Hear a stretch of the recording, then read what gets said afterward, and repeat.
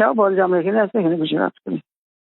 ঠিক আছে, ওকে। কারণ এই কারফিউ টাফিউ দিয়ে এরা কিচ্ছু করতেছে না। কালকে খালি লম্বা লম্বা কথা বলে গেছে। বা আমি দেখছি, আমি কিন্তু ঠিক করছিলাম যে আজকে যাবো রাষ্ট্রপতি, কারণ সব লিখে থেকে সব রেডি করছি। এইভাবে মানুষ মায়ের থাকার কোনো মানে হয় না। এমার্জেন্সি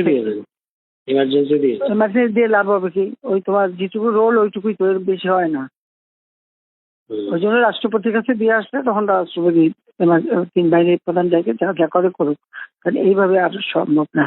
এটা এখন বললো না, বাইরে বললে আবার আরো এরকম ভাবে একটা ঝামেলা করে বেশি দেখা যাক। ঠিক আছে, চিফকে বলছি 24 ঘন্টা সময় নিচ্ছে, সে চেষ্টা করবে এই করতে। দেখা যাচ্ছে করে যখন সময় নিচ্ছে তো সময় দিতে হয়। বলেছি আমি কিন্তু থাকবো না, সোজা কথা আর না, অসম্ভব এই দেশে আর না।